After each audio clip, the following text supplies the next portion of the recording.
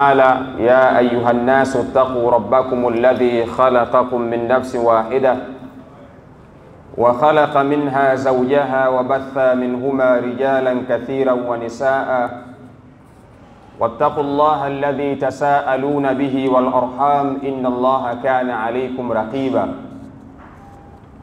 وقال أيضا سبحانه وتعالى يا أيها الذين آمنوا اتقوا الله حق تقاته ولا تموتن إلا وأنتم مسلمون.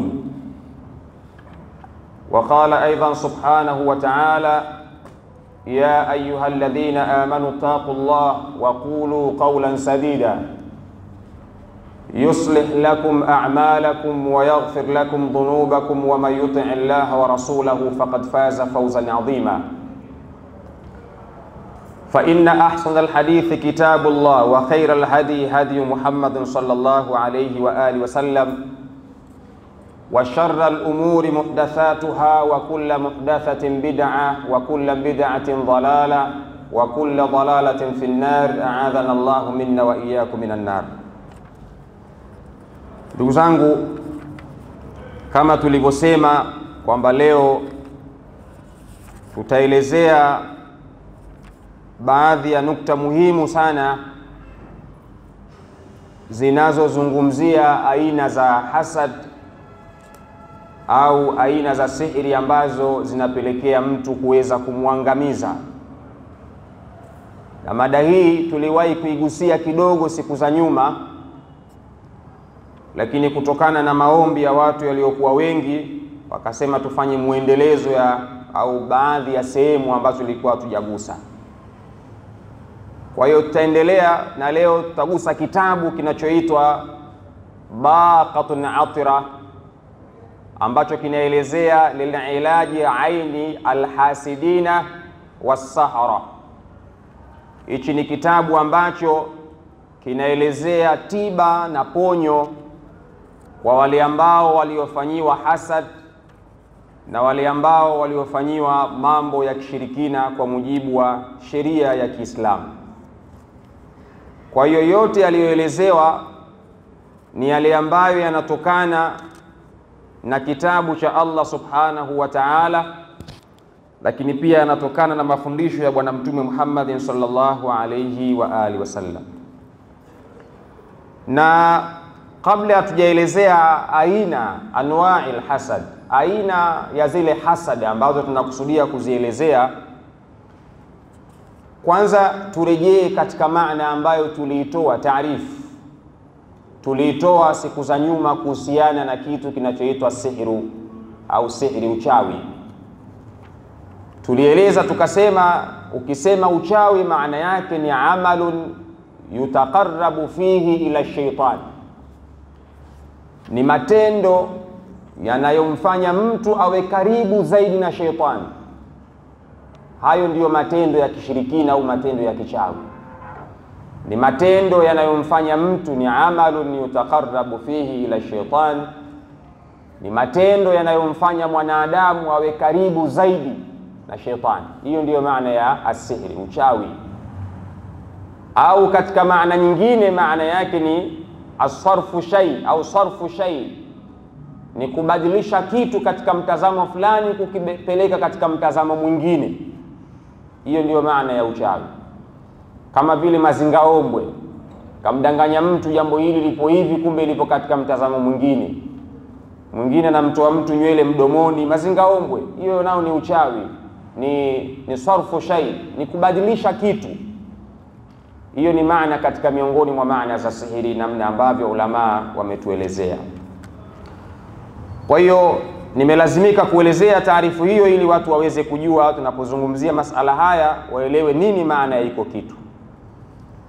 Lakini tulieleza kwamba asli ya uchawi ni wale Harut wa Marut, ni wale wanaosemekana kwamba walikuwa ni malaika wawili waliotumwa na Allah subhanahu wa ta'ala, ambapo walikuja katika mji wa Babeli, Iraq. Hao ndio walikuwa asli ya kufundisha uchawi. Mpaka leo kuna uchawi katika mgongo huu wa ardhi. Uliteremka katika mji wa Iraq, zamani ukiitwa Babeli, leo ukiitwa Iraq. Na tulieleza kwamba Harut wa Marut walikataa wao kuwafundisha watu uchawi, lakini mwisho wa siku watu wakaitaka hiyo elimu, na mwisho wa siku wakaichukua wakawa wanaifanyia kazi, na mpaka leo unaona inaleta madhara katika maisha ya watu. Sasa Mtume katika hadithi yake, ili kuegemeza mazungumzo yetu, Mtume anasema al-ainu haqqu, kijicho, uchawi. Mtume anasema uchawi, kijicho kipo, kwamba Mtume naye pia alifanyiwa hiki kitendo. Mtume alihusudiwa, Mtume alifanyiwa sihiri, na imekuja katika hadithi nyingi zimekuja kwamba Mtume Muhammad sallallahu alaihi wasallam, katika hadithi ambayo amepokea mama Aisha radhiyallahu anha, bwana Mtume Muhammad sallallahu alaihi wasallam yeye alirogwa na bwana mmoja yuqalu lahu Labid ibn al-A'sam. Mtu mmoja alikuwa akiitwa Labid ibn al-A'sam, katika kilima nyingine akiitwa Labid, katika kilima nyingine akiitwa Labid ibn al-A'sam. Bwana huyu alikuwa ni Myahudi ambaye huyu yeye alifanikiwa kumroga bwana Mtume Muhammad sallallahu alayhi wa alihi wasallam, na riwaya inaeleza ya kwamba Mtume zilichukuliwa nywele zake. Tulieleza, nafanya revision kidogo ili tuingie katika mada ya kuelezea aqsamul hasad. Zilichukuliwa nywele zake zikaenda zikafukiwa katika kisima kilichokuwa kinaitwa Bi'ru Dharwan, na baada ya kufukiwa huko kisimani zile nywele, Mtume akapata ugonjwa wa kusahau, Mtume akapata ugonjwa wa hasira, mpaka ikapelekea wakati mwingine akawa anajua nimelala kwa mke wangu fulani, kumbe hakulala, akawa anawagombesha wakati mwingine wake zake kwa sababu ya kufanyiwa uchawi wa aina kama hiyo, mpaka pale alipokuja Jibril na Mikail, ndio walokuja kumponya bwana Mtume Muhammad sallallahu alayhi wa alihi wasallama hiyo aina ya uchawi aliyofanyiwa na huyo Myahudi aliyekuwa akiitwa Labid ibn al-A'sam. Taban tulielezea kwa kirefu hadithi hiyo, lakini kimsingi ni kwamba Mtume alifanyiwa kitendo kama hiko. Sasa ikiwa Mtume alifanyiwa, maana yake ni kwamba ni vitendo ambavyo vipo na watu wanavifanya katika jamii tulizokuwa nazo. Kuna watu wanafanya hasad, kuna watu wanafanya sihiri, wanafanya uchawi. Hivi ni vitendo ambavyo vipo na watu wanafanya katika maisha ya kila siku. Tuingie moja kwa moja katika kuelezea hasad ni nini, ili tuchunge muda, kwa sababu somo litakuwa refu bila kuanza kuelezea madhara ya hasad au madhara ya uchawi kisheria ni nini, sababu tushaelezea katika masomo ya nyuma yaliyopita. Lakini kimsingi ni kwamba tanqasimu al-ainu ila thalathati aqsami. Unapozungumzia kijicho, kijicho kimegawika katika makundi makuu matatu, vigawanyo vitatu. Ain, kijicho. Imeitwa ain kwa maana ya kijicho ni nau'un min anwa'i sihri, ni aina katika miongoni mwa aina za uchawi. Kijicho yani maana yake kutazama kitu cha mtu, maana inaitwa ain, kijicho. Ukipiga kijicho kitu cha mtu ukitazama, yani yule ambaye aliyekuwa mlemavu wa macho kwa maana ya kipofu, ni ngumu sana kupiga aini kitu cha mtu, kwa sababu mtu anayefanya husda ni yule ambaye wakati fulani anaweza akakiona kile kitu akakipenda yeye, ndio yule ambaye anaweza kufanya aini akafanya kijicho. Na baadhi ya wanawachuoni wengine wakatofautisha kwamba kuna ain na kuna hasad, lakini tabani ulama wanasema tanqasimu al-ainu ila thalathati aqsam. Kijicho kimegawanyika katika makundi makuu matatu. Kundi la kwanza inaitwa ni al-ainul mu'jabatu. Hii ni kundi la kwanza la ain, tutakuja kuliona. Kisha kuna al-ainul hasida.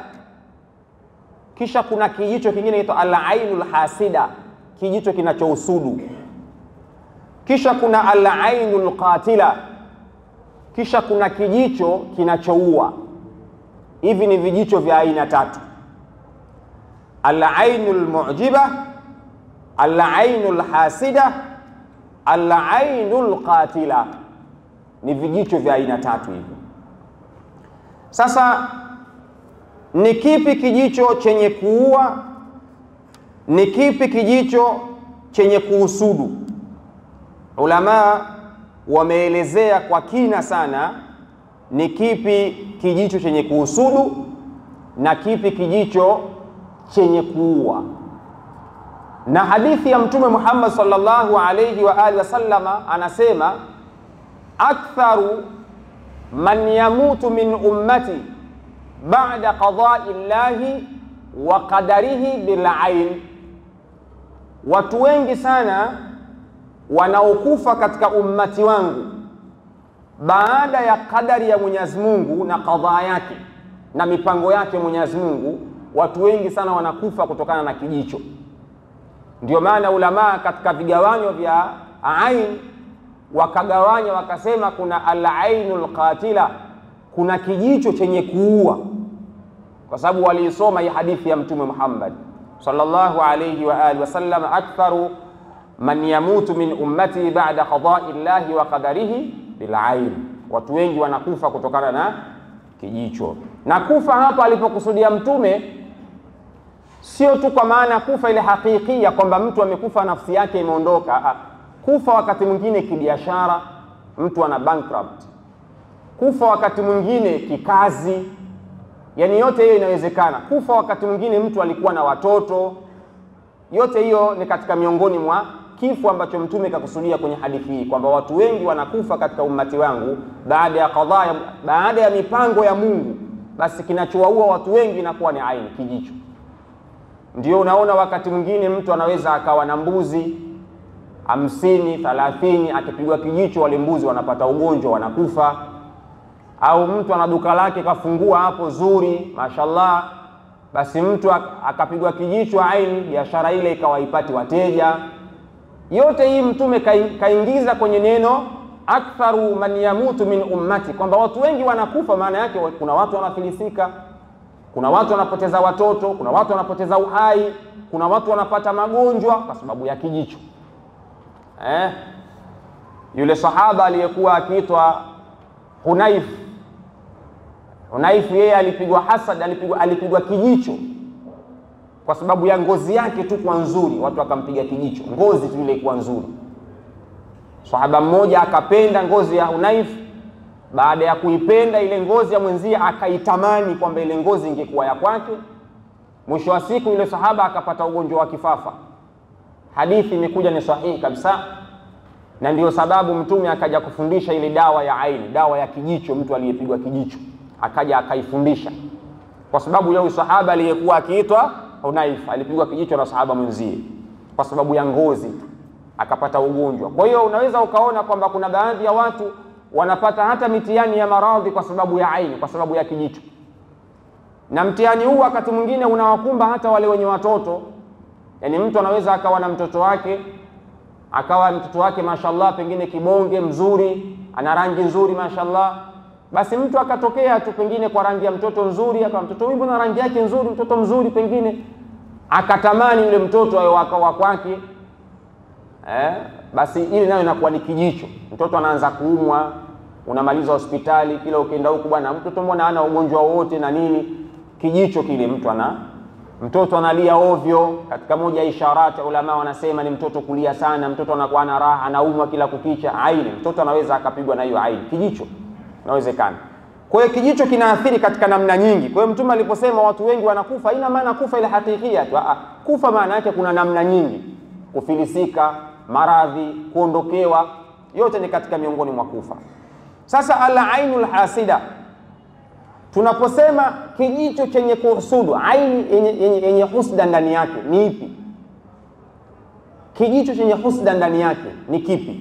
Ulama wanasema wahiya fil asli tamanna zawali ni'mati allati an'ama Allahu biha 'ala al-mahsudi. Tunaposema kijicho chenye kuhusudu, Maanake umempiga mtu kijicho kwenye kitu chake alichokuwa nacho, kwenye biashara, kwenye mtoto wake, kwenye kazi yake, kwenye nguo yake.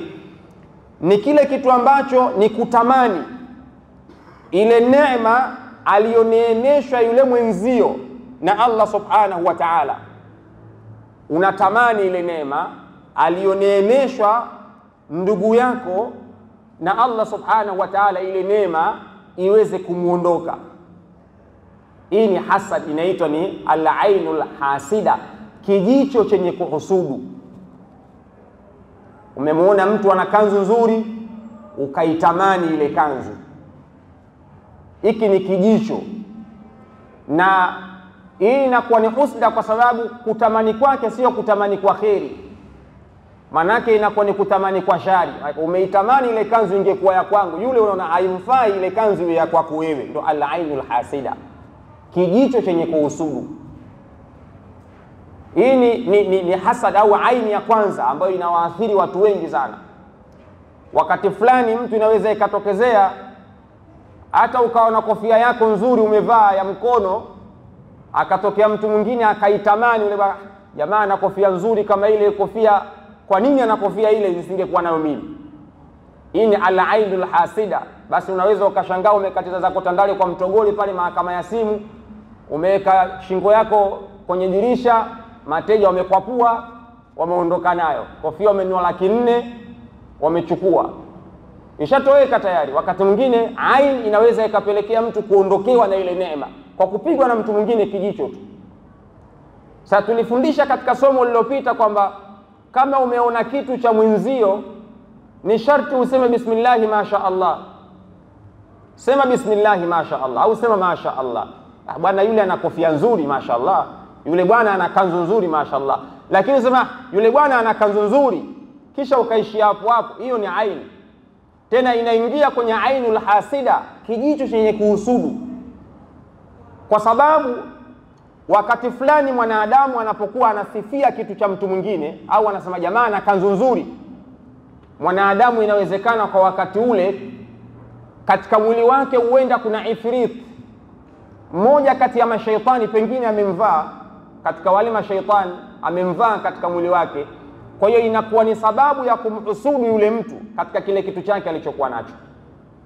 Sasa inapelekea kile kitu, ile neema aliyokuwa nayo ndugu yako kumuondoka.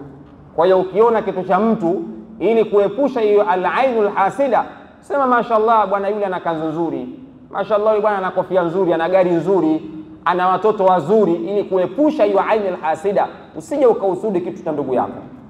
Au kama utatamani useme tu kwamba mashallah yule bwana ana kofia nzuri, inshallah na mimi nitafanya mpango niweze kununua kofia kama ile. Lakini lazima useme mashallah na mimi nitanunua. Umetamani, lakini sio utamani kama yule bwana ana kofia nzuri kweli kweli, au ukatamani kwa nini ile isingekuwa ya kwangu. Hiyo inaingia kwenye ainul hasida. Hiyo ni katika miongoni mwa aini mbaya kabisa, ulama wanasema, na inapelekea watu wengi kupata madhara. Lakini kuna al-ainul qatila, hii ndio mbaya zaidi. Hii ndio mbaya zaidi, al-ainul qatila.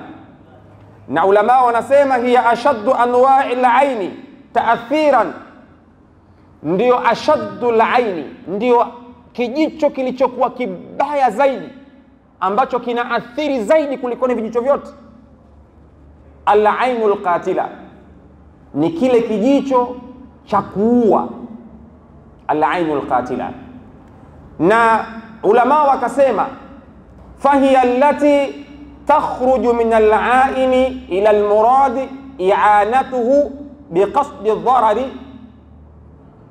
ni kile kitu ambacho mtu anakusudia katika nafsi yake kwamba mtu fulani apatwe na madhara ya aina fulani. Al-ainul qatila, yani maana yake ni kwamba fulani ana simu nzuri, kisha ukasema yule bwana ana simu nzuri, natamani ile simu hata idondoke. Ukisema neno kama hilo ni uchawi, na inaweza ile simu ikadondoka kweli ikapasuka. Yule bwana ana watoto wazuri namna ile, natamani yule bwana wala watoto asiwe na watoto wazuri, inawezekana watu wakawa wanaumwa mpaka wanafariki. Al-ainul qatila. Yule bwana ana kuku wengi, natamani wale kuku wangekuwa hawapo kwenye banda lake, al-ainul qatila, yani kile kitendo cha kutamani tu kwamba yule mtu imuondoke kwa makusudio tu kwamba apate madhara, ile neema imuondoke au apate madhara. Yule bwana mbona ana afya njema, natamani angekuwa mgonjwa yule bwana. Al-ainul qatila, kitendo hiki ukikisema, maneno haya ukiyasema ni nau'u min anwa'i sihri, ni uchawi katika miongoni mwa aina za uchawi, na inawezekana mtu akapata madhara. Sasa unajua madhara yake anayapataje? Madhara yake anayapata hivi, inawezekana wakati ule unasema kama nilivyosema mwanzo kwamba kunakuwa na ifrit. Ifrit maana yake ni aina katika miongoni mwa aina za mashaitani. Yani katika majini kuna mashaitani, katika majini kuna mashaitani, na katika wanadamu kuna mashaitani. Sasa katika wale majini, katika miongoni mwa aina zao hao za majini wa kishaitani kuna shaitani anaitwa ifrit, ambaye huyu kazi yake ni kufanya mambo maovu na mabaya katika masala mambo ya wanadamu. Sasa wakati fulani huwa anakuja anaingia katika mwili wa mwanadamu. Kwa hiyo wakati wewe unatamani hilo kwa ndugu yako, kama huyo ifrit amekuvaa katika mwili, manake lile linatokea, yule ifrit anakwenda kutekeleza ubaya kwa yule ndugu yako. Ndio maana Mtume akasema watu wengi sana wanakufa katika ummati wangu kwa sababu, ukitoa kadari ya Mwenyezi Mungu, wanakufa kwa sababu ya aini, kwa sababu ya kijicho. Kwa hiyo kumbe wakati mwingine inatokea hivyo, lakini sio wakati wote kwamba mtu akisema hivyo inapelekea kutokea madhara. Ipo aya ndani ya Qur'ani Mwenyezi Mungu anasema qul lan yusibana illa ma kataba Allahu lana. Mtume anaambiwa sema kwamba haliwezi kutupata jambo isipokuwa lile ambalo Allah subhanahu wa ta'ala amekadiria litupate, lile ambalo Mwenyezi Mungu ametuandikia litupate. Kwa hiyo hata yule anayefanya aina, anayefanya kijicho, ikiwa kile kijicho kimekupata kwa sababu Allah amekadiria kikupata, na kama Allah hakukadiria maana yake haiwezekani kukupatwa na kile kijicho. Lakini mara nyingi sana mtu anayefanya kijicho cha aina hiyo mara nyingi inapelekea madhara kwa watu wengi sana bila watu wengi kujua hichi kitu. Kwa hiyo kama kuna mtu ana kawaida ya kusema vitu kama hivyo, jamaa anaringa na gari yake hivi na hivi na hivi, natamani ile gari ipate ajali, ni uchawi, na ile gari inaweza kweli ikapelekea ikapata ajali. Kwa hiyo haya ni katika miongoni mwa anwaa hizo za ain, katika miongoni mwa aina za ain al-ainul qatila, aini yenye kuua ambayo ndio mbaya zaidi. Ulama wanasema ni ile mtu anatamani ndugu yake apatwe na madhara ya aina fulani. Sasa hii ulama, hizi aina zote za ain tumezieleza mbili, kwamba al-ainul hasida na al-ainul qatila. Ukiacha hiyo moja, zote hizi ulama wamezitia katika aina za uchawi. Uchawi sio lazima umiliki mikoba, sio lazima uwe na irizi unatembea nazo, sio lazima uende kwa mganga. Uchawi wakati mwingine hata maneno ukiyatamka nayo pia inawezekana ikawa ni uchawi. Ulama wameweka katika makundi hayo, na ulama wakasema katika miongoni mwa anwa'i sihri, zipo sihri za aina nyingi. Kuna as-sihru al-ma'kul wal-mashrub. Ukiacha aina hii ya uchawi wa maneno, kuna uchawi wa kula, kuna uchawi wa kunywa. Yani mtu anaweza akalishwa uchawi. Ni aina za uchawi katika anwa'i, nawu min anwa'i sihri. Kuna uchawi wa kulishwa na kuna uchawi wa kunyweshwa. Ni katika miongoni mwa aina za sihri, ulama wameweka katika makundi hayo. Lakini ulama wakasema huwa alladhi yudha'u lilinsani ma'a at-ta'ami wash-sharab. Ukiacha uchawi huu wa maneno ambao unakuwa ni aini, kuna uchawi wa kulishwa na kunyishwa ambao ulama wanasema unawekwa kwa ajili ya mwanadamu katika chakula au katika vinywaji. Wakati fulani uchawi, wakati mwingine mtu anawekewa kwenye chakula au anawekewa kwenye kinywaji. Na ulama wanasema wa huwa ashaddu anwa'i sihri ta'athiran 'ala al-mas'ul, na ni katika moja ya aina mbaya za uchawi kabisa, ni ule uchawi wa kulishwa na kunyweshwa. Ulama wanasema wa huwa ashaddu anwa'i sihri, ndio uchawi uliokuwa mbaya zaidi, ta'athiran 'ala al-mas'ul, tena unaoacha athari kubwa kwa mtu aliyerogwa. Kanuni ilivyo ni kwamba usipendelee sana ukiacha maji mahala kuyarudia yale maji kunywa. Usipendelee hivyo. Usipendelee hivyo. Yaani kama umeacha maji sehemu yenye mkusanyiko wa watu wengi kisha ukaondoka zako ukarudi, usipendelee kunywa tena yale maji. Kuna makosa mimi huwa naita ni technical mistake huwa tunafanya. Ni makosa ya kiufundi. Yaani mtu anaacha amenunua maji yake ya 500 au ya 600 amekunywa kwenye chupa, kisha anayasahau mahala, anaondoka zake. Anakwenda anakumbuka nimeacha maji yangu mahala fulani, kisha anarudi anachukua yale maji anakunywa tena. Hili ni kosa la jinai. Ni kosa. Kweli tunamtegemea Allah Subhanahu wa Ta'ala, la yusibana illa ma kataba Allahu lana. Lakini Mwenyezi Mungu anasema khudhu hidhrakum, chukueni tahadhari. Sasa kwa nini uache maji? Ujui nani anaweza akakufanyia madhara, nani aliyekuwa mwema na nani aliyekuwa muovu kwako, tamjuaje? Kwa hiyo kanuni inakutaka ukiacha maji mahala, otherwise pengine kama umeacha pale mwenyewe uko hapa unayaona sawa, lakini unayaacha hapa kisha unaondoka, shekhi anaweza akatokea mtu akakuwekea mule uchawi. Na ndio katika moja ya aina ya uchawi iliyokuwa mbaya, ulama wanasema kwamba ukinyweshwa uchawi utahangaika mashariki na magharibi uchawi huo kuutoa, maana athari yake inakuwa ni kubwa katika mwili wa mwanadamu. Au kwenye chakula, wakati mwingine kwenye chakula. Ndio maana utakuta viongozi ukienda kwenye sherehe mbalimbali wa awali, unajua itifaki huwa inawazuia wakati mwingine kula vyakula ovyo. Itifaki huwa inawazuia. Unajua kwa nini? Kwa sababu wakati mwingine waovu nao upitia humo kuweka mambo yao kwenye chakula. Upitia humo. Kwa hiyo hata viongozi vyakula vyao vinakuwa na wapishi maalum. Yakitokea madhara kwenye chakula, mtu wa mwanzo kushikwa ni ule mpishi. Kiongozi huwa alichakula kila mahala. Yaani huwezi kumkuta rais wa nchi akawa anakula chakula kila mahala. Huwezi kukuta hivi. Na kama ikitokezea ukamuona anakula chakula, basi itakuwa kile chakula kile yule aliyempa kapangwa ampe. Lakini sio from nowhere. Wakati fulani nilikuwa naona Magufuli anapita, mtu anampa hindi njiani anachukua anakula. Kiongozi huwa hali vile. Hali vile hata siku moja. Hata wa mawaziri hawa wakati fulani kwenye baadhi ya hafalati fulani wakienda huwa hawali tu kwamba mkati wa chakula hivi anakula hapana. Labda itokee sana kwamba akishaona kwamba hakuna element fulani hivi za changamoto, au pengine chakula watu wanashare iko na yeye anaweza lakini sio kwamba kaletewa chakula iki hapa kula. Hata maji ya kunywa haya wakati fulani unaweza kumpa, hata kama yakiwa hapo sealed yamefungwa, anaweza akayachukua lakini asiyanywe, akayaacha pale pale. Kwa nini? Kwa sababu kuna watu wanapitisha ubaya wao na uovu wao kupitia vinywaji na vyakula. Sasa katika miongoni mwa aina za uchawi zilizokuwa mbaya, ulama wanasema ukiacha hiyo ain alqatila, kijicho chenye kuua, alainul hasida, nyingine ni uchawi as-sihrul ma'kul wal mashrub, uchawi wa kulishwa na kunyweshwa. Madhara ya uchawi huu kutoka kwake yani itakudhoofisha sana katika mwili, yani kiasi ambacho unaweza ukajikuta unahangaika, utapoteza pesa na uchumi kutibu uchawi wa aina hii. Sio njia rahisi kama mtu anavyodhani kutibia uchawi wa mtu aliyekula katika mwili.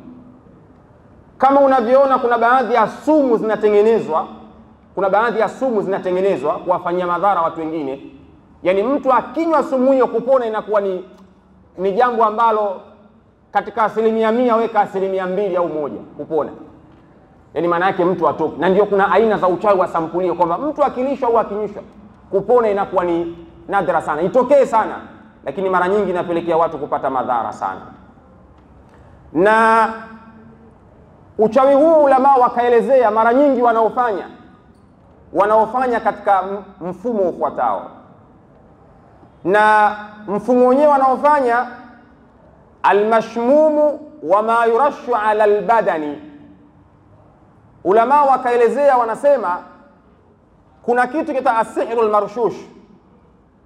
Sihrul marshush ni mfumo wa uchawi ambao unatengenezwa na unakuwa wakati mwingine katika mtindo wa kimiminika au katika mtindo wa chakula ambacho wakati mwingine mtu anaweza akagewa kula, akaona ni chakula lakini kumbe ni chakula ambacho ndani yake kina uchawi.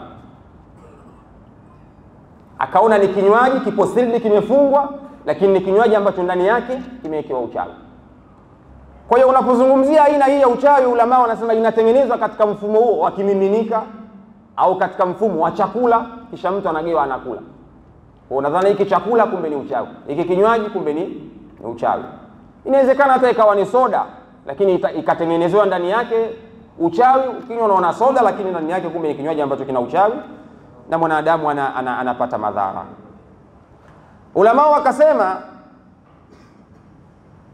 wayaj'alu hadha as-sihru fil ma'i, uchawi huu wakati mwingine unatiwa ndani ya maji, au turabi, au wakati mwingine unawekwa kwenye udongo.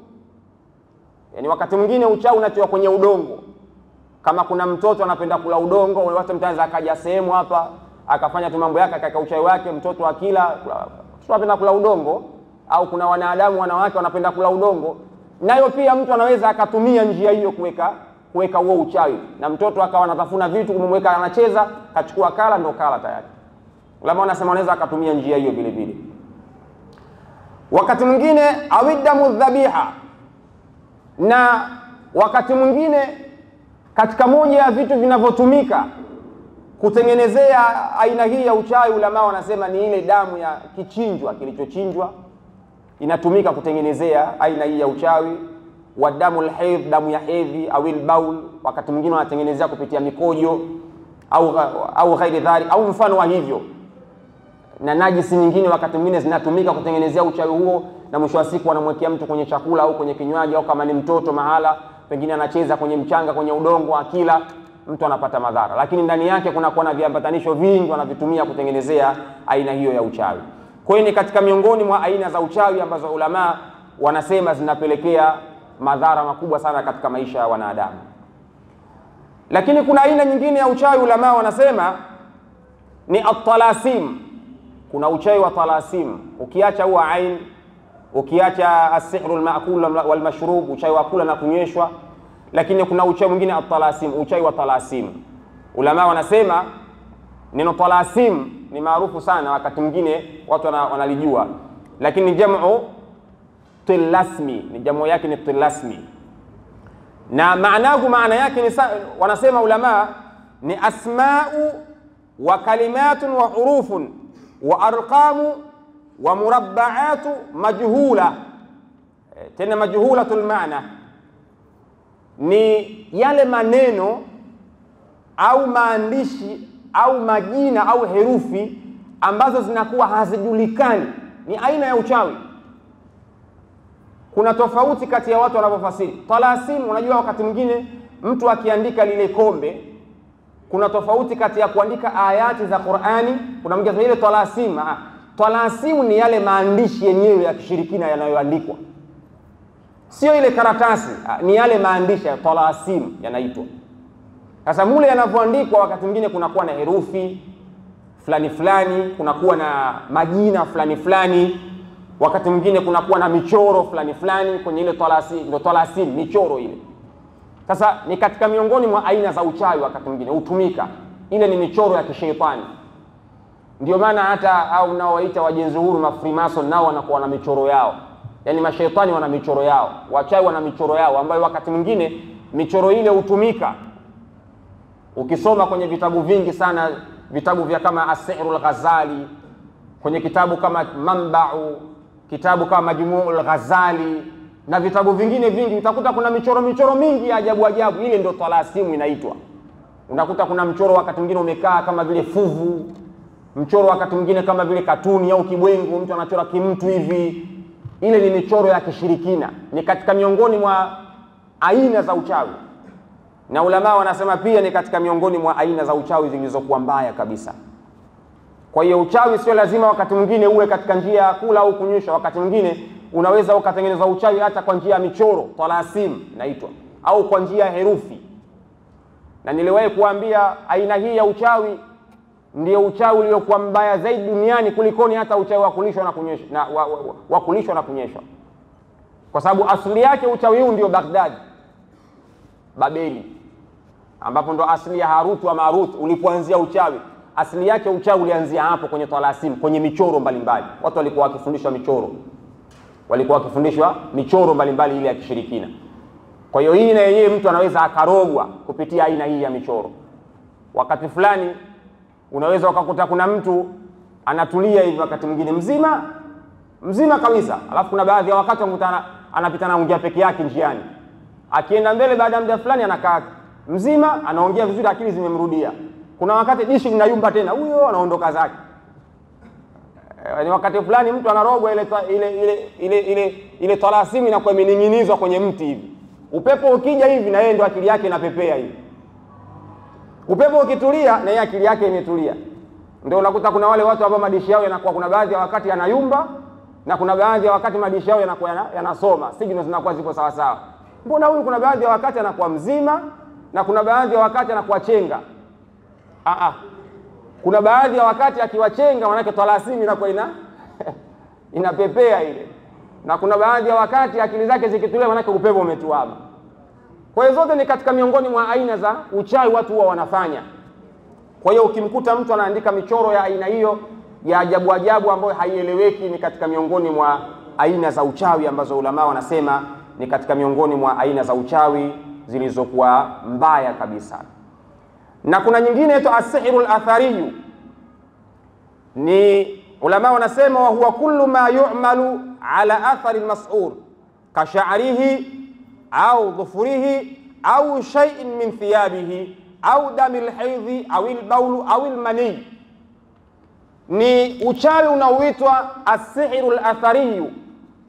Ni uchawi wa kutafuta athari ya ule unayetaka kumroga. Yani kuna baadhi ya watu wanaroga kwa sababu ipatikana manii yake, ulama wanasema manii, au ipatikana nywele yako au mkojo au wakati mwingine kipande cha nguo. Ni as-sihrul athariyu. Ni uchawi wa athari ya aina fulani, yani kinachukuliwa kitu chako na unafanywa huo uchawi. Kwa hiyo wakati mwingine hata unapokwenda kunyoa inataka mtu awe na umakini.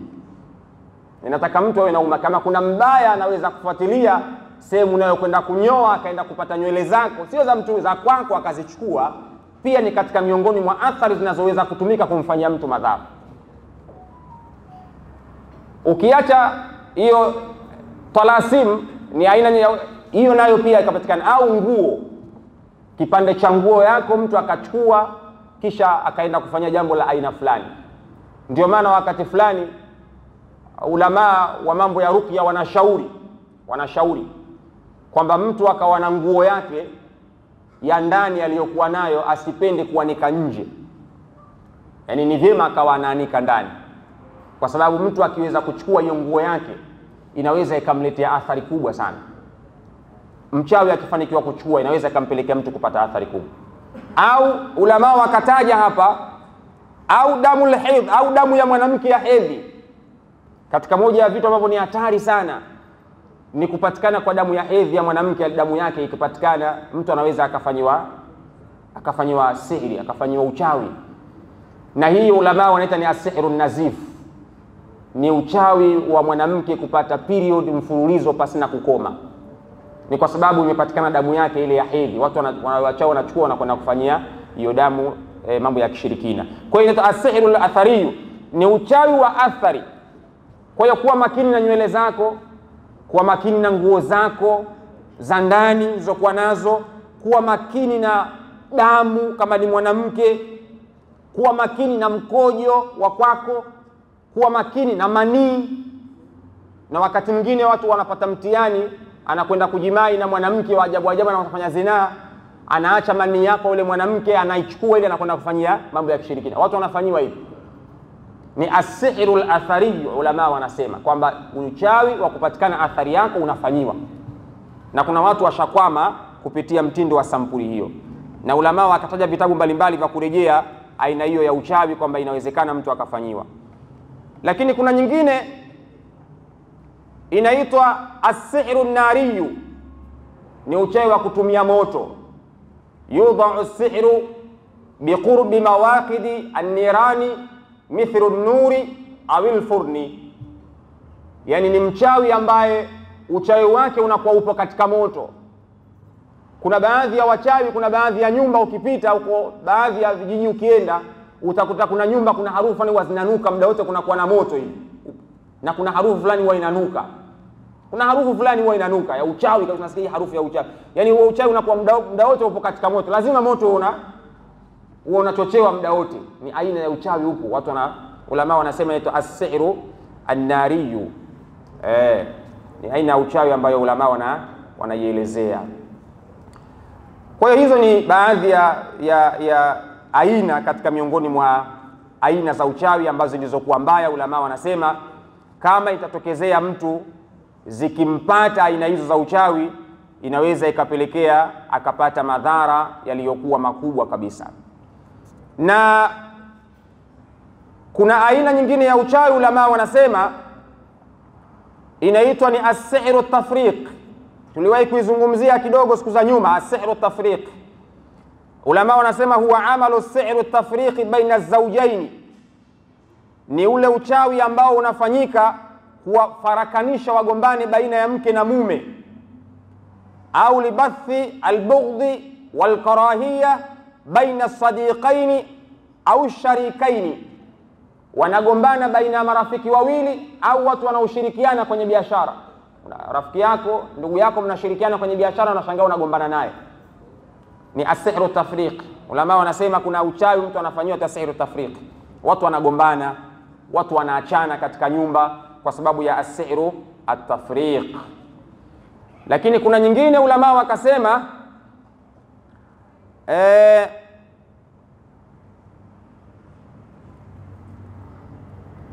kuna aina nyingine ulama wakasema sihru sarfi al-azwaj. Sihru sarfi al-azwaj, kubadilisha, yani kubadilisha nyoyo za wanandoa, na wakati mwingine inaweza ikapelekea mpaka mume akawa hana uwezo au hana hamu ya kumwingilia mke wake, au mke akawa hana hamu ya kukutana na mke wake. Ulama wakasema min almawaqi' almurri fi hadhihi alayam annaka tajidu annahu idha tazawwaja almuslimi min imra'atin thaniya dhahabat az-zawja al-ula ila as-sahil hatta tarbitu zawjaha an dharratiha. Wakati mwingine uchawi huu hufanyika mpaka na wanawake. Ulama wanaeleza sababu ya uchawi huu. Wakati mwingine hufanyika na wanawake, hufanyika na wanawake ukiwa umeoa mke wa pili.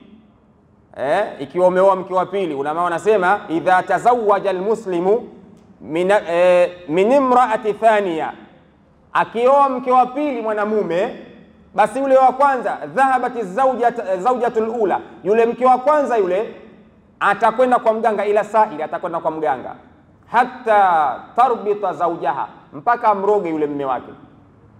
Kisha yule mume wake anakuwa ana hamu ya kumwingilia yule mke wake wa pili aliomuoa, hamu inakuwa inamuondoka. Kwa hiyo wakati mwingine hii ni aina ya uchawi ipo. Mtu anaweza akawa ameoa watu wawili, lakini anajikuta hana hamu ya ule mke wa pili. Ulama wanasema hii ni katika miongoni mwa aina za uchawi, zipo, na wanaofanya hivyo wakati mwingine wanakuwa ni wale wanawake, sio wote, lakini ulama wanaelezea wakati mwingine utokea hivyo. Kwamba ukiona hiyo hamu inakuondoka, basi ujue kuna sababu iliyopelekea hiyo hali kutokea. Lakini jambo lingine ulama wakaja wakaelezea, kuna as-sihru inaitwa al-marbut au ar-rabt. Ar-rabt ni ile sihri ambayo ulama wanasema huwa ma yuhbas an zawjatihi fala yatamakkanu min jima'iha wa huwa laysa bihi ba'sun wa hadha naw' min as-sihri.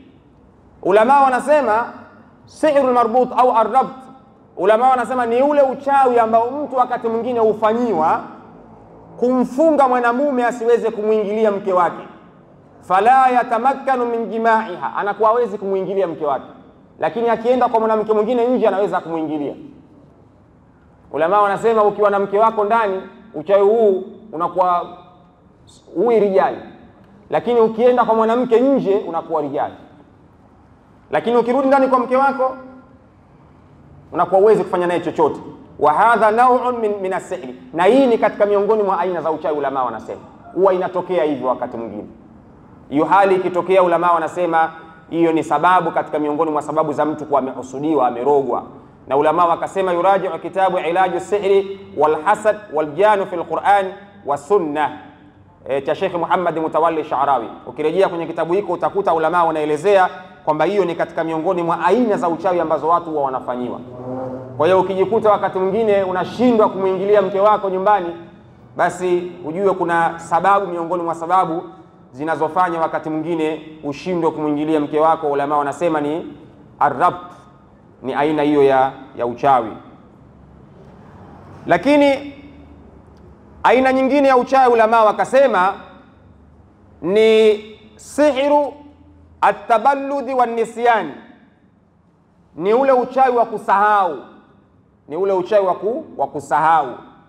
Unasahau kubadilisha vitu, mara hiki umeweka huku, mara hujui umeweka wapi, ila yako mwenyewe umeweka kwenye koti fulani, unashangaa mara umesahau hujui umeweka wapi. Ulama wanasema ni katika miongoni mwa aina ya uchawi, na inapelekea yule mtu aliyorogwa kupata huo ugonjwa wa kusahau, na wakati mwingine inapelekea kusahau mpaka jina lake. Ulama wanasema shiddatun nisyan lidarajati annahu yunsa adadul ayyam wa asma'aha, inapelekea mpaka anasahau leo ni siku gani. Bwana leo siku gani leo? Anasahau kama Jumatano. Ukimwambia Jumatano baadaye, bwana leo siku gani leo? Au wewe unaitwa nani? Mtu anasema hata sijui naitwa nani. Yani inapelekea mtu anapata ugonjwa wa kiwango hiko. Ulama wanasema lidarajati annahu yunsa adadul ayyam wa asma, inapelekea mpaka kusahau siku zile mpaka jina lake au majina yake mtu anasahau. Hiyo wakati mwingine ulama wanasema ni sababu ya uchawi, mtu anakuwa amerogwa, na ni katika miongoni mwa aina za uchawi. Wa asma'i auladihi, mpaka majina ya wanawe wakati mwingine anasahau. Ulama wanasema wa asma'i auladihi, mpaka majina ya wanawe wakati mwingine huwa anasahau. Hiyo ni katika miongoni mwa aina za uchawi. Kwa hiyo mtu akijihisi ana ugonjwa wa kusahau sana, ni lazima aweze kutafuta tiba ya namna gani ya kuweza kujitibia. Na ulama wanasema sababu hii ya ugonjwa wa kusahau inayopelekea mpaka mtu apate na sababu ya ugonjwa huu wa kusahau, anasema an yakuma aljinniyu almuwakkalu bisihri bidukhuli fi shakhs almas'uri, ni inakuwa ni kiumbe maalum anakuwa anatumwa kuingia katika mwili wa yule mtu anayekusudia kurogwa, ndio inayompelekea hiyo hali ya kusahau. Yani anakuwa na ifriti mmoja wa kishetani anakuwa naye katika mwili, ndio anayempelekea hiyo hali ya kusahau. Anaingia huyo ifriti katika mwili, anakuwa anakaa, kazi yake ni kumsababishia yule mtu ugonjwa wa kusahau. Anakuwa anasahau mpaka majina, siku, mpaka majina wanaye anakuwa anasahau. Hivyo. Lakini pia kuna sihiri ambayo mtu anarogezewa, anakuwa anaifriti, anakuwa naye katika mwili, anakuwa anapenda zinaa tu. Yani kuna mtu kazi yake anapenda zinaa, mtu anarogezewa kupenda zinaa. Kwa siku mtu anazini na wanawake 10. Mtu anastaajabu. Wapo watu wa aina hiyo. Wapo watu wa aina hiyo, kwamba kwa siku mtu bila wanawake 10 ajisikira. Yani anabadilisha tu mwanamke huyu, mwingine wanawake 5, 6. Sasa hiyo sio hali ya kawaida. Wakati mwingine mtu sio kama ni playboy tu, kwamba ni playboy, pengine jamaa ni playboy. Wakati mwingine mtu anakuwa amerogwa. Ulama wanasema hadha sihru, uchawi huu yaj'alu shakhsa yaqa'u fi zina wal fahisha, inapelekea mtu kuingia katika zinaa na uchafu. Yani kazi yake anakuwa anawaza kuzini tu, anawaza zinaa tu muda wote, ana anachokiwaza zinaa. Ni katika miongoni mwa aina za kumfanya mtu anaingia katika uzinifu, anazama mazima. Kwa hiyo wakati mwingine mtu akiwa anajikuta yupo kwenye hali hiyo, yeye anawaza kuzini tu wanawake, mtu wanawake 5, 6, sio hali ya kawaida. Wakati mwingine inawezekana mtu amefanyiwa hivyo vitendo vya sihiri. Na sihiri nyingine ya mwisho tumalizie, kisha tuje tutoe solution kwa mujibu wa ulama walivyoelezea, ni sihrul mahabba. Sihrul mahabba tulielezea kidogo katika darasa iliyopita. Sihrul mahabba ni ile ulama wanasema huwa an yaquma ahadu az-zawjayn bi sihri al-akhar li asbabi nadhkuru minha ni kile kitendo cha mmoja kati ya wawili, yani wapenzi wawili, mmoja akamroga mwingine kwa sababu awe anamkumbuka sana, yani asiwe anamfikiria mwanamke mwingine, awe anakumbukwa yeye tu. Inawezekana mtu akawa akastaajabu, lakini jambo hili lawezekana. Kama unasikia mtu anashindwa kula kunywa kwa sababu ya mapenzi, wakati mwingine mtu anakuwa amerogwa. Ukisikia mtu anashindwa kula kunywa kwa sababu ya mapenzi, wakati mwingine mtu amerogwa. Kwa sababu kuna mtu mwingine anakuambia mimi nashindwa kulala, anamwaza mwanamke. Sasa hii inatokea wakati mwingine. Mtu anashinda kula kwa sababu ya mapenzi. Ulama wanasema ni sihrul mahabba. Hali hii niliwaambia ndugu zangu, mkiniona kwenye hali fulani basi mje mniokoe, kwa sababu nakuwa sio mimi. Yaani kuna hali ndugu yako ukimuona unajua huyu sio yeye. Kwa sababu unaweza ukamuona na bwana wewe huyu mwanamke sio huyu bwana hivi na hivi, niache bwana. Au anatoka na unakumwambia unajua bwana kaka kanambia hivi na hivi na hivi. Yaani anapeleka umbea kwa mke wake. Kwa hiyo mkewe anakuchukia wewe. Na inawezekana ukawa umemfumania mke wake, bwana unajua bwana wewe mke wako bwana ambia bwana haiwezekani bwana. Tena mtagombana, udugu utaisha. Ndio ile inafikia hatua mtu anagombana mpaka na ndugu zake kwa sababu anabakia na mwanamke. Au mwanamke anagombana mpaka na ndugu zake kwa sababu ya mwanamume. Ulama wanasema ni sihrul mahabba, ni an yaquma ahadu zawjayn bi sihr al-akhar li asbab nadhkuru minha, ili apate kumkumbuka sana. Hiyo inatokea wakati mwingine katika hali kama hiyo. Kwa hiyo ni katika miongoni mwa aina za uchawi uliokuwa mbaya, na katika zama tulizokuwa nazo hiyo hali inatokea sana. Kuna watu wanafanya hivyo, na hasa sasa hivi huo uchawi wanawake wanafanya sana kwa wanaume. Wanaume wanafanya sana. Lakini kuna sahirul insi. Kuna sahirul insi, kuna insanu sahir. Kuna mwanadamu aliyekuwa mchawi, anaweza akafanya uchawi mwanadamu, lakini kuna uchawi wa majini. Wakati mwingine majini wanatumika kufanya uchawi. Mwanadamu anaweza akafanya uchawi na majini wanaweza kufanya uchawi. Mwanadamu akiandika hiyo michoro anafanya yeye, wakati mwingine uchawi unafanywa na majini. Wao ndio wanafanya uchawi. Hizo ni katika miongoni tu mwa aina za uchawi ambazo wakati mwingine zinafanywa na watu tofauti tofauti. Lakini kila mwanadamu anakuwa na qarin. Qarin. Hichi kipengele nikasema nitakigusa qarin. Qarin maana yake ulama wanasema huwa shaytanu aljinnu alladhi yulazimu ibn adama wa yutabi'uhu mutaba'atan li'asiqa. Kila mwanadamu aliyekuwepo hapa, kila mwanadamu ulama wanasema anakuwa anatembea na shaytani mmoja wa kijini. Shaytani mmoja wa kijini anatembea naye, anaitwa qarin. Huwa shaytanul jinnu alladhi yulazimu ibn adama wa yutabi'uhu. Ni yule shaytani wa kijini ambaye mwanadamu anatembea naye. Ukitembea unakuwa naye siku zote, aitwa qarin. Qarin. Na kila mmoja aliyekuwa hapa anaye qarin, anatembea naye. Aitwa qarin, anatembea naye.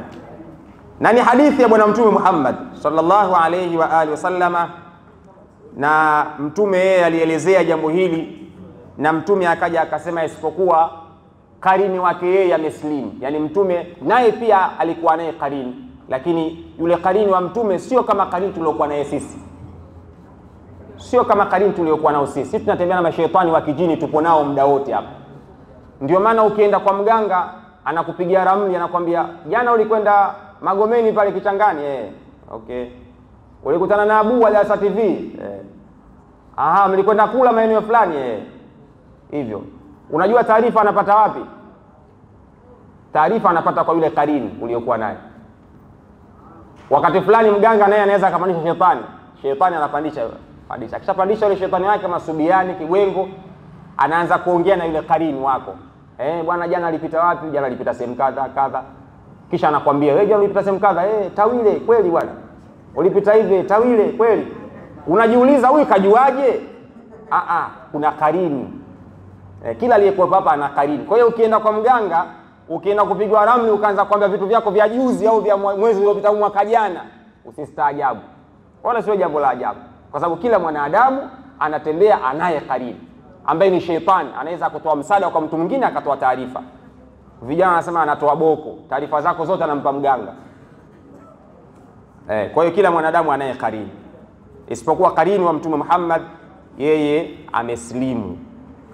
Na amelelezea hili Sheikh Ibn Uthaymeen fi ta'rif al-qarin. Ibn Uthaymeen yeye ameelezea qarini akasema, al-qarinu huwa ash-shaytanu musallatu ala al-insani bi'idhnillah ya'muruhu bil fahsha wa yanhahu 'anil ma'ruf. Al-Uthaymeen anasema qarin ni yule shaytani ambaye kazi yake ni kumwamrisha mtu kufanya maovu, kumwamrisha mtu kufanya maovu na kumkataza kufanya kheri. Wakati fulani muda wa sala umefika, mimi siendi bwana. Yaani ujue kuna shetani aitwa qarini. Uthamini kamfasiri hivyo. Kwa kila mwanadamu anakuwa yupo naye. Ukitembea unakuwa yupo. Ukiona unafanya kheri, yule qarini kashindwa kukushawishi. Yule shetani yule kashindwa kukushawishi. Ukiona unafanya shari au maovu na machafu, yule qarini anakuwa kafanikiwa. Kwa hiyo kila ukitembea unakuwa upo naye, mpaka ukilala unakuwa upo naye. Uthaymeen amefasiri hivyo. Lakini jambo la mwisho la kumalizia ni kuhusiana na solution sasa, na aina hizi za uchawi ambazo tumezitaja hapa, ambazo ni mbaya. Ulama wamesema ni moja katika au miongoni mwa sihiri zilizokuwa mbaya sana. Anawezaje mtu kujitibia kupitia Qur'ani na aina hizo za sihiri ambazo tumezitaja hapo? Zipo njia nyingi sana ambazo ulama wamezitaja na ambazo mtu anaweza kuzitumia akajitibu matatizo yake hayo ya sihiri. Kuna sihiri ambazo mtu anaweza kujitibia kupitia adhkari na dua. Adhkari na dua, kuna dua mbalimbali ambazo mtu akisoma inapelekea kuondoka hiyo sihiri, na kuna dua mbalimbali mtu aya Qur'ani akisoma, kuna ayati mbalimbali akisoma, hiyo sihiri inaondoka. Lakini kuna sihiri ambazo lazima kuna baadhi ya vitu mtu aweze kutumia zile tiba za kisunna ambazo zimefundishwa. Wakati mwingine mtu anaweza akawa sihiri amekula, ile sihiri ya kula na kunywesha tuliosema, inamlazimu mtu aweze kupewa dawa za kula zile ambazo zimefundishwa kisheria. Na dawa sio uchawi kama wanavyodhani watu wengine, kwamba mtu akipewa dawa ya kisunna kwamba hiyo shiriki, kwamba ajitibie kwa adhkari na dua. Hapana. Mtume kafundisha dawa nyingi sana, habba sauda nyingi sana. Kafundisha habba sauda, kafundisha tende ajwa, kafundisha maziwa, mau zamzam, nyingi sana kazitaja Mtume, dawa nyingi sana ambazo wakati mwingine zinakwenda kuondosha ile sumu ya uchawi aliyokuwa nayo katika mtu katika mwili wake. Sasa katika miongoni mwa vitu ambavyo vinaweza kupelekea mtu kuondosha hasad au uchawi aliyokuwa nao katika mwili ni kusoma ayati, zile aya za ruqya. Ni kukithiri kuzisoma zile aya za ruqya, na kwa uchache wake aya za ruqya, aya za ruqya zimetajwa na ulama ni suratul Fatiha. Kukithiri kusoma suratul Fatiha ni ponyo, ni dawa. Suratul Fatiha ni dawa, ni katika miongoni mwa aya ambazo zinamponya mtu na maradhi ya sihiri, ni aya za ruqya. Lakini kusoma katika suratul Baqara aya ya kwanza mpaka ya 5, alif lam mim dhalikal kitabu la raiba fihi ila akhir al-aya, mpaka aya ya 5, kukithiri kuisoma mara kwa mara. Aya nyingine suratul Baqara aya 105, ma yawaddu alladhina kafaru min ahli alkitab wal mushrikin ila akhir al-aya. Suratul Baqara aya 105. Aya nyingine ambayo mtu anaweza akaitumia kuisoma kuondosha sihiri au hasad aliyofanyiwa ni suratul Baqara aya 163 mpaka 164, wa ilahukum ilahun wahidun la ilaha illa huwa arrahmanur rahim ila akhir. Hiyo ni aya ambayo mtu anaweza akaitumia kuisoma mara kwa mara kuondosha sihiri au hasadi aliyokuwa nayo. Aya nyingine suratul Baqara 255, Ayatul Kursi, Allahu la ilaha illa huwa al-hayyul qayyum ila akhiri al-aya. Hiyo ni aya ambayo mtu atakiwa akithiri sana kuisoma, inapelekea kuondosha ile hasad aliyokuwa nayo katika mwili. Aya nyingine ni suratul Baqara 285 mpaka 286. Mwenyezi Mungu aliposema amana ar-rasulu bima unzila ilayhi min rabbihi wal mu'minun kullun amana billahi wa malaikatihi ila akhir al-aya. Hiyo ni sura ambayo inatakiwa mtu akithirisha sana kuisoma. Sura nyingine inatakiwa mtu asome surat Al-Imran aya kwanza mpaka ya 6. Surat Al-Imran unakithirisha kuisoma. Sura nyingine unasoma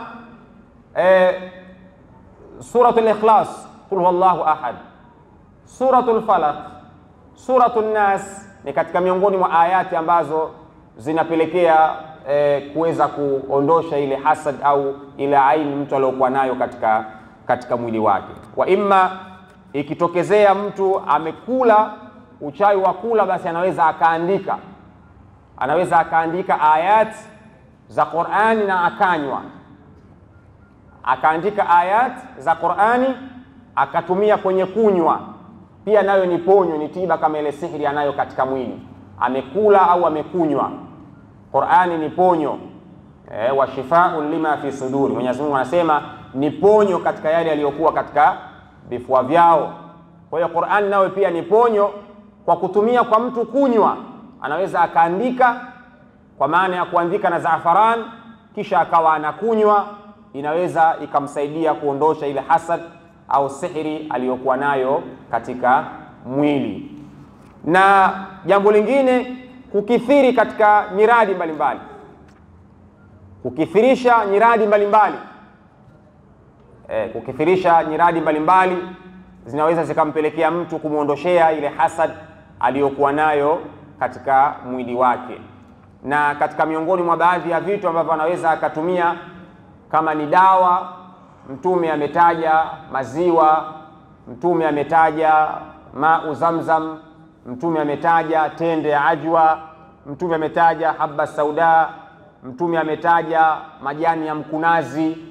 Ni katika miongoni mwa vitu ambavyo mtu anaweza akavitumia vile vile kuweza kujiondoshea. Ametaja dawa nyingi Mtume, sababu Mtume alikuwa ni tabibu. Mtume alikuwa ni tabibu, alikuwa ni mtabibu. Kwa hiyo Mtume alikuwa anataja mpaka dawa, na baadhi ya dawa nyingine zinapatikana hapa Tanzania, na kuna baadhi ya dawa nyingine hazipatikani Tanzania, lakini zinapelekea kuweza kuondosha ile hasad katika mwili wa mtu aliyokuwa. Sababu wakati mwingine unaweza ukasoma ile hasad haiondoki, unaweza ukafanya adhkari ile hasad haiondoki, lakini kumbe kuna sumu ambayo ipo katika mwili. Kwa hiyo ili iondoke lazima kuna baadhi ya dawa uweze kutumia, na baadhi ya dawa uweze kutumia ndio ile hasad unaweza ukaiondoa. Na kuna dawa moja huwa inatumika kuondosha hasadi katika mwili. Ile dawa mtu ima anakuwa anatapika ama anakuwa anaharisha, ile hasadi inaondoka katika njia hiyo, ima kutapika au kuharisha. Inaitwa sanut inaitwa. Tumekaitaitwa sanut. Kienda kwenye maduka ya dawa ya Kiarabu, ukiipata ile ukiitumia inapelekea kuondosha ile hasad iliyokuwa katika mwili wa mwanadamu. Katika lugha nyingine kuna jina lake wanaita, lakini singependa kulitaja, lakini jina alotaja Mtume ta sanut.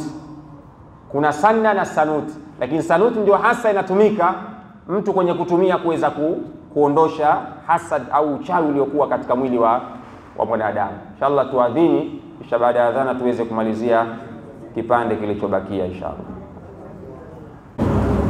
Dakika hizi 3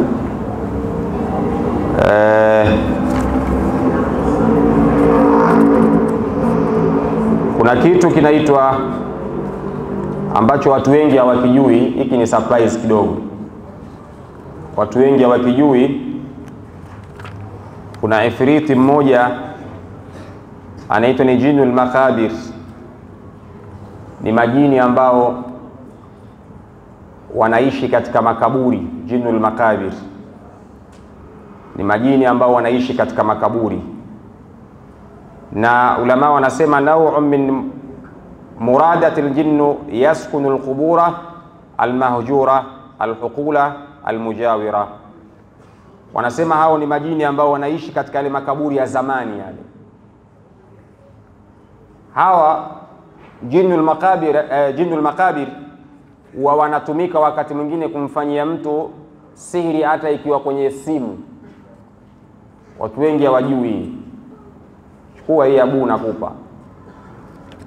Jinnul makabir, hawa majini wanaokaa makaburini. Majini wanakaa sehemu tofauti tofauti, lakini majini wanaokaa makaburini wanatumika wakati mwingine kuwafanyia watu ubaya hata kwenye simu. Hata kwenye simu wanatumika. Yaani mtu anaweza akatumiwa message, ile message akafungua akasoma, ikawa ni sababu ya yule mtu kupata madhara. Au kwenye WhatsApp inatumwa tu picha fulani kwenye WhatsApp, ukifungua ukiitazama tayari inakuwa ushapatwa na madhara. Inakuwa ni michoro fulani imeandikwa kwenye kile kipande cha picha kimetumwa, ukifungua inakuwa umepata madhara. Na hii nimeshashuhudia mtu mmoja maeneo ya Tegeta, alikuwa ni askari yule jamaa. Yeye alitumiwa message tu kwenye simu yake, alipofungua mpaka leo tunapozungumza ni kipofu. Message tu. Na ulama wanaosema wanaofanya kazi hiyo ni jinnul makabir, wale majini wanaokaa makaburini. Kwa hiyo hata kwa njia ya message wakati mwingine wanatumia watu kufanya sihiri. Kwa hiyo hizo nimetaja tu baadhi ya nukta muhimu ambazo watu wanatakiwa wawe nazo, waweze kuzijua, na aina za sihiri ambazo zilizokuwa mbaya na namna ya kufanya ili waweze kuepukana na hasadi kama hizo. Na ima kujikinga, ni vizuri mtu akawa anasoma zile aya za hifdhi. Aya za hifdhi ni vizuri sana mtu akawa anapenda kusoma aya hifdhi. Moja wapo ni Ayatul Kursi. Kifirisha sana kusoma Ayatul Kursi. Ayatul Kursi unaweza ukaona ni aya moja maarufu wengi wakaidharau, lakini ndio aya hifdhi iliyokuwa kubwa sana. Popote ukiwa unatembea pendelea kusoma Ayatul Kursi. Allahu la ilaha illa huwal hayyul qayyum la ta'khudhuhu sinatun wala nawm ila akhir al-aya. Pendelea kuisoma hiyo aya hifdhi popote, hata kabla ya kulala soma, au ukienda ugenini mahala ukaona uelewi soma. Hiyo ni aya hifdhi. Mwenyezi Mungu anakuwa anakuhifadhi na baadhi ya mabalaa na vitu vingine vya ajabu ajabu vinakuwa viwezi kukupata. Lakini vile vile kukithirisha kumswalia bwana Mtume Muhammad sallallahu alayhi wa alihi wasallam. Kumswalia sana Mtume ni katika miongoni mwa vitu ambavyo vinaweza kukupelekea wewe kupata hifdhi, kupata kinga. Inakusaidia kupata kinga. Kumswalia Mtume kwa wingi inakusaidia kupata kinga. Hizo ni katika miongoni mwa baadhi. Ima wale ambao wanaopenda kutumia dawa za Kiswahili, kuna dawa inaitwa mwadhi. Dawa inaitwa mwadhi. Nimewatajieni ile sanuti ya Kiarabu.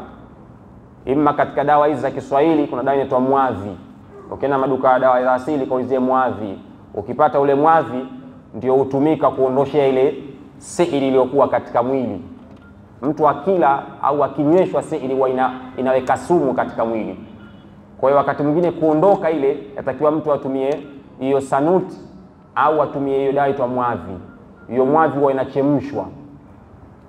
Ikishachemshwa hiyo, kisha baadaye anakuwa anakunywa yule mgonjwa. Akishakunywa yule mgonjwa anapata hali mbili, ima atatapika ama ataharisha. Ndio ile sihiri huwa inatoka kwa staili hiyo. Maana sihiri asili yake ni kwamba mpaka uitoe ndio inaacha kumwathiri yule aliyefanywa hivyo. Mpaka uitoe. Kama unavyoona mtu kama akarogwa kwa kufukiwa sehemu, mpaka mwende mkafukue ile sehemu. La sivyo mtahangaika tu kila kukicha. Kwa hiyo kila kitu lazima ukitoe mahala pake. Kama sehemu kimekwenda imefungwa, sharti mwende mkafungue pale. Ndio yule bwana anapata nafuu. Lakini hivi ndio maana Mtume unaona ili kwenda kuchimbuliwa nywele zake. Kwa hiyo kuna baadhi ya sihiri mpaka mwende mkatoe ndio yule mtu anapata nafuu. Unaweza mkasoma wewe visomo mtu apate nafuu. Azkari wewe mtu apate nafuu. Kwa nini? Kumbe kuna kitu kimechimbiwa mahala. Kumbe kuna kitu kalishwa. Kwa hiyo nimewapeni hiyo kwa wale ambao wana dawa za Kiswahili, mwadhi. Pata mwadhi, chemsha ile mwadhi, unaweza ukachangana na habat sauda ukanywa, anaharisha au anatapika, inakuwa inatoka ile. Na haitoki mara moja. Maana uchawi katika mwili wa mwanadamu ukishaota mizizi hautoki mara moja. Unachukua muda kutoka. Kwa hiyo mpaka ile hali inakwenda inamuondoka, mpaka inaondoka ile sihiri katika mwili wake. Kwa hizo ni katika miongoni mwa tiba ambazo zimefundishwa kisheria, mtu anaweza akazifanya akaondokana na hiyo hali. Inshallah nikomee hapa, masomo yako mengi lakini tumeeleza kwa khulasa kwa ajili ya muda umekuwa ni mchache sana. Kama kuna swali moja tukaribishe, kama hakuna swali basi tuweze kuingia katika ibada ya sala. Kama kuna swali moja. Naam mzee. Wa alaikum salaam wa rahmatullah.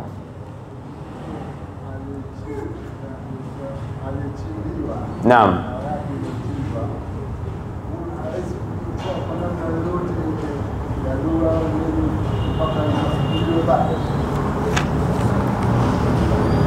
Aliyerogwa uchawi wa kuchimbiwa kama aliyorogwa Mtume, dua ni njia ya kumfanya mtu apate ponyo, na katika watu waliokuwa na dua nyingi hakuna aliyemzidi Mtume Muhammad, na yeye ndo dua yake ilikuwa inafika kwa Allah kuliko dua mtu mwingine yoyote. Lakini kwa nini Jibril na Mikail yakatoka maelekezo watu waende wakafukue kule kisimani? Kwa sababu ya kwenda kufungua yale mafundo yaliyokuwa yamefungwa. Kwa hiyo mtu akiwa amerogwa uchawi wa aina hiyo, ndio maana ukienda kwa mtu aliyekuwa mtaalamu anayejua elimu ya tiba, anajua uchawi huu karogwa, huyu umefukiwa, huyu hapa ni shetani au ifritu wa aina fulani. Manake hawa maifriti nao wana tabia zao. Kwa hiyo sharti yule mtaalamu anayemtoa ruqya ajue kwamba huyu ni kabila, huyu ni ifriti fulani. Kama unavyoona wana makabila Mdengereko na wale nao hivyo hivyo. Huyu aina fulani, huyu ana tabia 1 2 3, ili atoke huyu nifanye kitu fulani. Kwa hiyo kila ina uchawi una aina yake ya utoaji. Kwa hiyo ikiwa mtu imefukiwa mahala kitu, basi aina yake ni kama vile vile ilivyokuwa kwa Mtume Muhammad. Kwa hiyo ipatikane njia ya kuweza kutoa huo uchawi uliokuwa umefukiwa. Sasa kupona kwake sasa pasipo kwenda kuufukua, labda Allah mwenyewe atake kumponya huyo. Kwamba Allah akitaka basi inama amruhu idha arada Allah inama amruhu idha arada Allah shay'an an yaqul lahu kun fayakun. Mwenyezi Mungu akitaka jambo lake kuwa linakuwa. Mwenyezi Mungu akitaka bwana apone atapona. Lakini sharti ipatikane sehemu alipochimbiwa ufukuliwe. Na ndio maana utakuta kuna watu wengi wanashindwa kuwatoa mashaitani waliokuwa hata majini mahaba watu wanasumbuka nao. Sababu majini mahaba wana makabila, wana anuai tofauti. Kuna mwingine yeye anaota anajamiana na mwanamke. Umefahamu vizuri? Kuna mwingine aote kujamiana lakini akikaa tu zinamtoka. Kuna mwingine, yani kuna aina tofauti. Sasa wale nao wana aina. Kwa hiyo mwingine anakuta dawa fulani lakini ile nyingine atoke. Au mtu ana mgonjwa wake anamtibia visomo ruqya lakini aponi. Kwa nini? Kwa sababu hujajua yule jini gani, tabia yake tabia gani, njia gani nipite. Sasa daktari ukienda ugonjwa ule anajua dawa kipimo fulani, naweza nikagundua ugonjwa huo. Na huyu dawa fulani. Kwa hiyo kinyume na hapo unaweza kumeza dawa wewe asipone. Mtu akawa amerogwa akamojajua karogwa na kitu gani? Sasa hapo sisemi upige ramli, maana kuna mwingine lazima akuchungulie kwanza. Mwingine lazima akuchungulie kwanza. Wala. Naona shata akuuliza swali au aliposikia masala ya kuchungulia hata akuuliza swali. Sizungumzie kuchungulia, maana hii masala ya kuchungulia hii nzito. Masala ya kuchungulia bwana Sheikh Abdu hii masala nzito hii. Kwa sababu hata mechi yenu na Berkane nasikia mshachungulia nyinyi. Watu wa Simba. Kwa hiyo yatakiwa mtu aweze kujua. Mtu aweze kujua ndio anaweza akatoa tiba iliyokuwa ya sawa sawa. Kwa hiyo mzee sharti yake lazima iweze kufukuliwa kama ilivyofukuliwa kwa Mtume Muhammad. Ndio mtu anaweza akapona.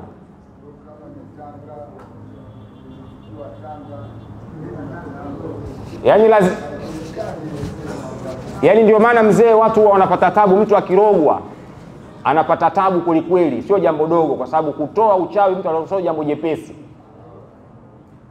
Sio jambo jepesi. Na wanaotumia dua ni wale ambao dua zao Allah akikubali ndio amekubali. Lakini kutoa sio jambo jepesi, kwa sababu kuna wengine wanafanya vitu vya ajabu. Sasa ili uone paka uondoshe ile. Kwa hiyo tabu ipo. Ndio maana ulama wakasema katika miongoni mwa aina za uchawi zilizokuwa mbaya, kulishwa, kunyweshwa, kufukiwa, zote nimezitaja hapa. Shafukiwa hiyo mzee wangu, usubiria maangamivu. Isipokuwa labda Allah mwenyewe atake utumie Qur'an na adhkari, Mwenyezi Mungu anaweza akatuponya na akatupa kinga inshallah na hasad na mambo mabaya tunayofanyiwa inshallah. Hilo lilikuwa swali la mwisho bwana Mwarabu, swali la mwisho lilikuwa hilo. Inshallah baada hapo tutaendelea wiki ijayo Mwenyezi Mungu akijalia. Subhanakallahumma wa bihamdik nashhadu an la ilaha illa anta nastaghfiruka wa natubu ilaik. Rabbana atina fid dunya hasana wa fil akhirati hasana wa qina adhaban nar wa adhabad dayn wa adhabal qabr wa adhab yawm al-qiyamah. Wa sallallahu ala sayyidina Muhammad wa ala alihi wa sahbihi wasallim walhamdulillahi rabbil alamin.